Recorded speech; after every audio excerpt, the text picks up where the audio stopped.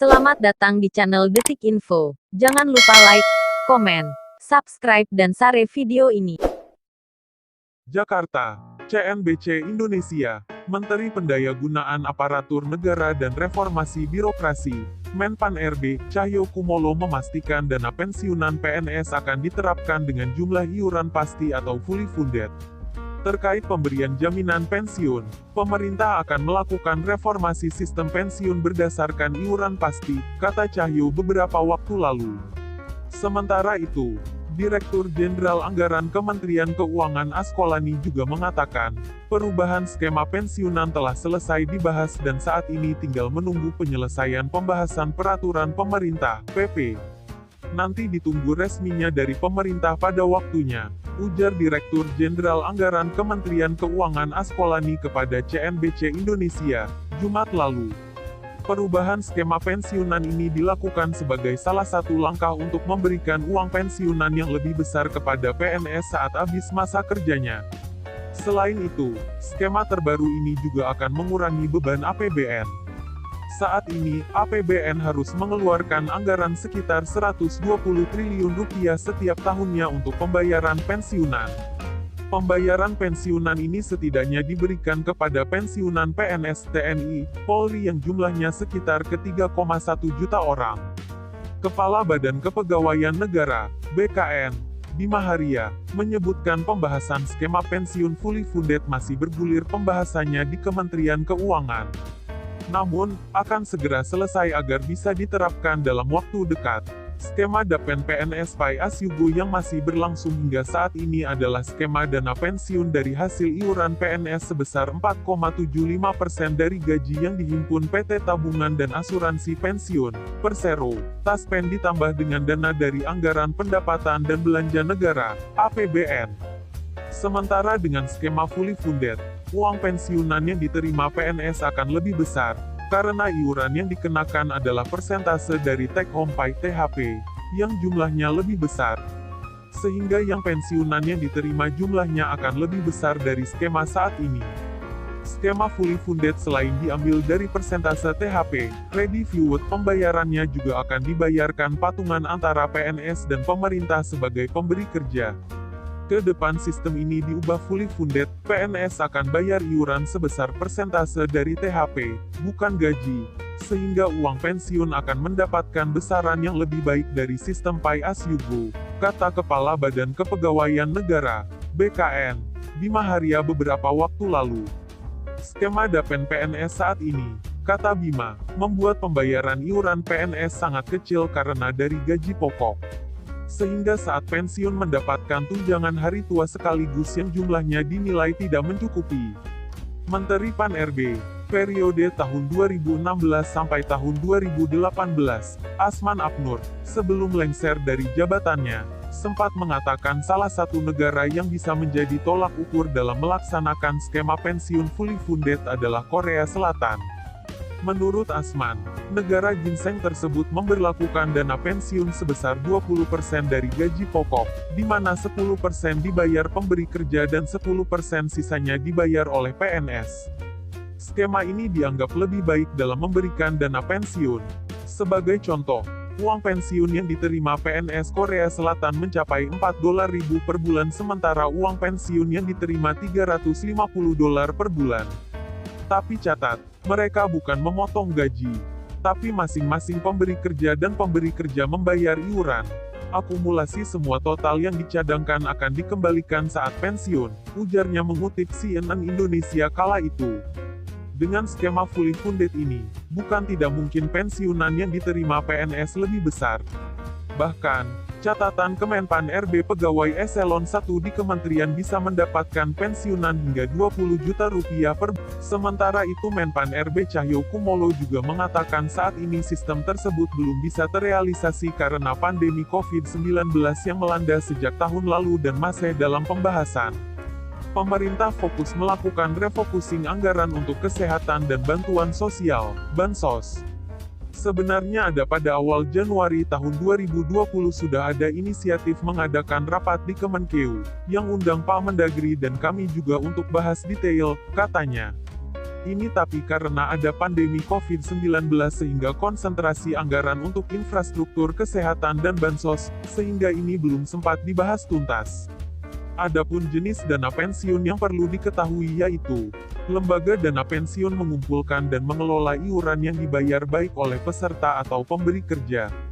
Tujuannya adalah agar pekerja atau karyawan dapat menjalani masa pensiun setiap bulan secara reguler. Adapun kontribusi iuran yang bersumber dari peserta atau pemberi kerja inilah yang membedakan dana pensiun dengan tabungan, asuransi, atau investasi pribadi lainnya. Program dana pensiun dapat dibagi menjadi dana pensiun manfaat pasti, dana pensiun iuran pasti. Penyelenggara dana pensiun antara lain adalah dana pensiun pemberi kerja, DPPK, dana pensiun lembaga keuangan, DPLK. Selain itu, terdapat pula dana pensiun yang sifatnya wajib yaitu BPJS Ketenagakerjaan. Sedangkan dua jenis program dana pensiun yang menguntungkan, ini penjelasannya. Saat ini sudah banyak perusahaan dana pensiun yang membantu menyediakan program pensiun untuk karyawan. Hal ini membuat perusahaan-perusahaan swasta lebih mudah dalam mengelola keuangan dan menyisihkan dana sebagai tabungan hari tua untuk para karyawannya. Tidak seperti pandangan umum di masa lalu, bahwa dana pensiun hanya dimiliki oleh pegawai negeri, kini pegawai swasta juga dapat menikmatinya. Secara umum, program dana pensiun dibagi menjadi dua berdasarkan manfaatnya, yaitu Definite Benefit Plan. Definite Benefit Plan disebut juga dengan program pensiun manfaat pasti. Pensiun jenis ini memberikan manfaat pasti kepada penerimanya, melalui besaran dana pensiun yang sudah ditentukan di awal. Saat masa bekerja, perusahaan dan karyawan akan membuat perjanjian yang berisikan besarnya dana pensiun di kemudian hari. Misalnya saja, karyawan dijanjikan akan memperoleh dana pensiun sebesar 80% dari gaji saat bekerja dengan penambahan nilai 10% setiap 4 tahun. Maka saat karyawan tersebut memasuki masa pensiun, perusahaan harus membayarkan gajinya setiap bulan sesuai jumlah yang telah disepakati. Uang pensiun yang diberikan oleh perusahaan berasal dari potongan gaji karyawan saat masih bekerja ditambah dengan dana dari pemberi kerja. Gabungan uang tersebut kemudian dimasukkan ke dalam perusahaan dana pensiun untuk diinvestasikan sehingga jumlahnya berlipat. Di kemudian hari, uang inilah yang akan digunakan untuk membayar pensiun karyawan yang bersangkutan. Definite Contribution Plan. Berbeda dengan program pensiun manfaat pasti yang lebih memberikan keuntungan kepada karyawan, program pensiun iuran pasti, Definite Contribution Plan, justru lebih menguntungkan perusahaan. Yang ditetapkan dalam program pensiun ini bukanlah besarnya dana pensiun yang akan diterima, melainkan iuran yang harus dibayarkan karyawan saat masih aktif bekerja. Misalnya saja, selama masa bekerja karyawan dan perusahaan sama-sama diharuskan membayar 10% dari gaji pekerja setiap bulannya. Uang ini kemudian diinvestasikan oleh perusahaan dana pensiun dan nantinya hasil investasi tersebut akan dikembalikan kepada karyawan yang bersangkutan. Karena hal ini, perusahaan tidak perlu memikirkan ketersediaan dana dalam jumlah besar untuk membayar karyawan yang telah memasuki usia pensiun. Namun sebaliknya, karyawan bisa dirugikan apabila investasi dana pensiun mengalami kegagalan. Sebab, uang pensiun yang diterima juga menjadi lebih rendah. Nah, kira-kira jenis dana pensiun mana yang nantinya Anda terima? Yang manapun itu, pastikan Anda mengelolanya dengan baik untuk mewujudkan kehidupan yang sejahtera di masa tua.